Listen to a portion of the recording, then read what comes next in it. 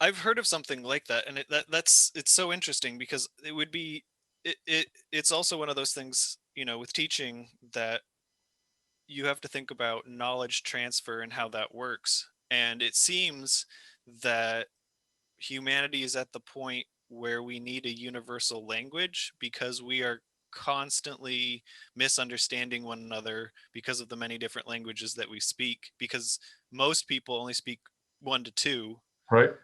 and then it makes it easy to just misunderstand someone right off the bat because of cultural differences. Like, one language can have a word that means one thing and another language is, oh, this is a completely offensive one. You could think about like black, Spanish for black, right? It you know we have this like thing where there's a massive miscommunication that can happen there. And and so it seems to me that we should be talking about this. What kind of language would allow us to talk about these things at scale, and also to stop the like just, I don't know, miscommunicate, like sheer miscommunication that happens on top of what is already happening in culture right now, which is people are trying to change the meaning of language Oh itself. my, I And so agree then we're with you. super confused on top of that layer of things. Right, So right. And it's like this is presuming good intentions in communication, which is right. to say, no, there are people that are intentionally fogging up the air just for purposes of confusion of people for whatever purposes that you and me might not understand and probably would disagree with, you know? Right. And it's taking advantage of people because the language sounds like something that's good, but is really doing something that's completely negative to, everybody in the group, basically. Right. So that's what I'm working with. I'm trying to having some conversations with Kurt Doolittle, he's a fairly controversial figure, in my estimation, and for good reasons. He says things that are easily interpreted in a manner that is offensive.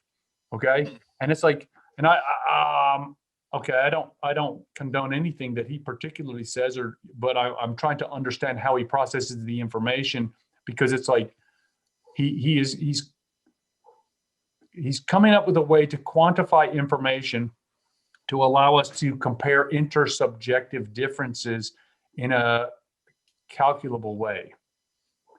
Because it's like, well, it's like people will make claims, it's like every group is better than the other group by all their own standards. And it's like, well, how do we like decide? We have to decide between these alternative competing value structures, right? And Yeah. it's like, well, that's important to be able to have a conversation that kind of stands aside and looks at competing value structures and is able to evaluate them and then adjudicate between controversies between them, I guess. Right. And just be able to see how often this person is being, you know, honest, or is actually trying to join the conversation versus, you know, Right. obfuscating it, or Oh, it's like this. It's like and I think the conversations we're referring to, rather oblique fashion for the purposes of self-defense, maybe even, right? Is like this. Is like the um, the conversations we're referring to are not interested in actual conversation, hmm. and those individuals are interested in squelching opposing viewpoints for the purpose of dominating the conversational space without competition, because they can't stand the competition. So they use hook and tricks and bullying behavior to control the conversational space and cause the participants in the conversation to internally censor. So you don't Right. really need police. If I can cause you to not commit a thought crime, at least vocally, then I don't need police for you, because you're safe. You're Yeah. like, you've already got it. You're covering the base for me, right? And Right. it's Yep. awful, isn't it? It's like, I really find it awful.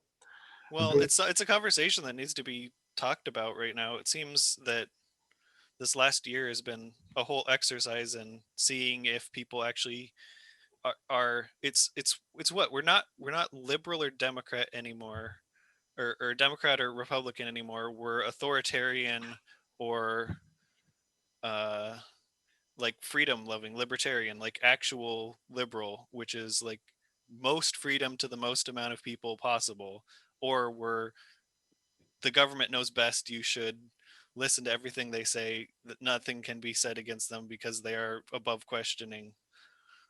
That's And right. I regard this as the issue is it goes to the cultural hegemony from Antonio Gramsci again. The cultural preferences of the elite are projected through the social institutions into the masses. Okay, and so it's like the issue is there's two types, and it's a thinker versus an authoritarian, and the authoritarian isn't a thinker but follows the lead of the person in the position in the social institution because it's a innate trust in an institutional position. The fact that he's in that position means he's trustworthy, and we should listen to what he says because he's an expert and I'm not. And I'm like, you're an authoritarian and you're kind of dangerous, I think, but that's just my opinion and I don't agree. Right. yeah. So it's dissent in the age of squelched side, squelching the opposition is like, oh, it's a bad thing. Ask Solzhenitsyn, right?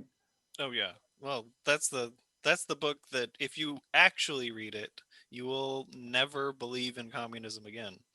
But Huh? What does in that my mean? opinion, What does actually read it mean?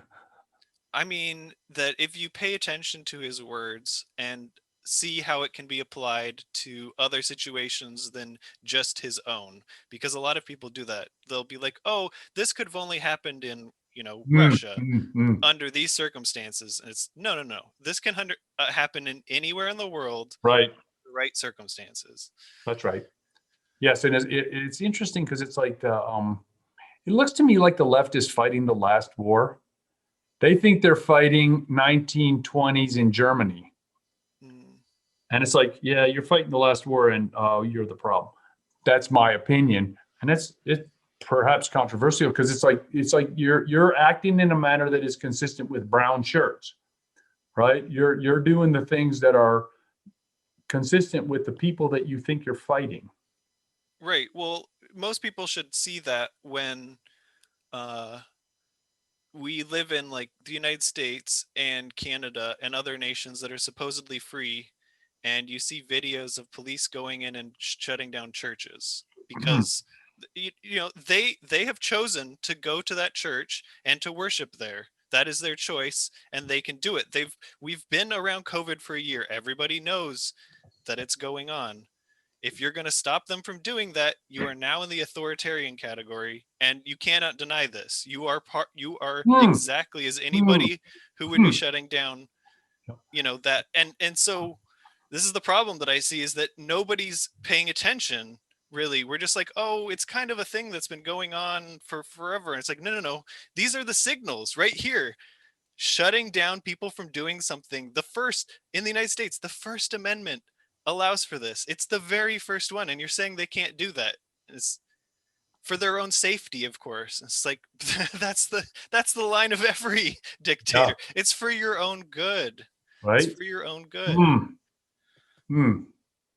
What's interesting is like it's like the statement that it's undeniable. It's like, of course it's deniable, man. It's like don't underestimate the capacity for self-deception, right? Hmm. There's like, and it's like to me, it's cognitive dissonance at work, right? Yeah. So there's interfering signals they're incompatible signals, and it's like watch that duck shake that water off, and that incompatible signal is not noticed as long as possible, refusing to alter the paradigm of perception because it's like it's inconvenient. It will cause me to be disturbed because it's like how do I maintain my position and be relatively comfortable despite the fact that I'm holding two logically inconsistent thoughts in my head at the same time. I don't like to hear them banging together because it makes so much clamor, right? Hmm. It's like so I kind of ignored the one. I turned down the volume on that one.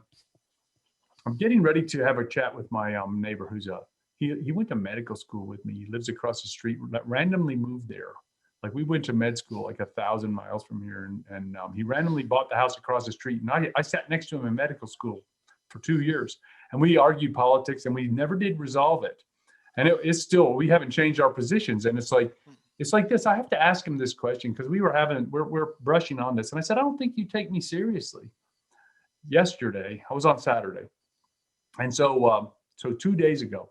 So the question this week is going to be, okay, since I always get it wrong from your perspective, you must have a model in your head for why I get it wrong. I want to know what that model tells you. How is it possible that I can always be wrong, consistently wrong for 22 years, 24 years?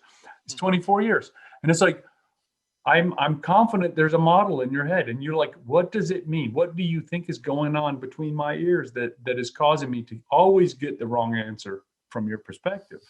Does that make sense? Is that logically reasonable? It's one of those things. I only have a few friends that I can actually talk to about politics without things going off the rails, because most people can't handle civil conversations anymore, I feel like. But it is interesting to have conversations like that and wonder and see, just kind of what's ticking. Like, this is what changed my opinion back when I was in college. I used to be a raging liberal, and of course, I thought, I was right in everything. But as soon as I actually went into the arguments and thought about a mindset, this is part of history, right? Is like, okay, what mindset does the person have to have, and like, how would the person be living to have this sort of idea in their head, right? Why would they do that? And so I I sort of lived it. I kind of like, I tried to embody all of these ideals that I didn't have. That's crazy, man. I like that. And It's like the method acting system of history, right? right. That's And cool. that led me to the epiphany that I can't believe in either side, because they're models of the world that are going to be, conflicting. And my worldview is that nothing has to be conflicting if we can accept it as part of the sphere of, like, just things that happen around us, instead of, something that we feel so morally opposed to, unless of course it's something that, literally goes against God and everything holy, of murder and, other such things that should never be accepted in society. Hmm. But, it those things, it's like, to keep everybody together, we have to have opposing opinions, right? To the whole concept of utopia, when it originally was brought about, was an absurdity, and it was laughed at, and people laughed at it because it was absurd that everybody would, live perfectly in a perfect world and think the same thing together. Right. I hope you enjoyed this episode of the Best Medicine Podcast with Bradley H. Werrell, DO. Don't forget to hit like and subscribe below, either over there or over there. Also, if you're interested in a medical consultation with myself, there's also information below.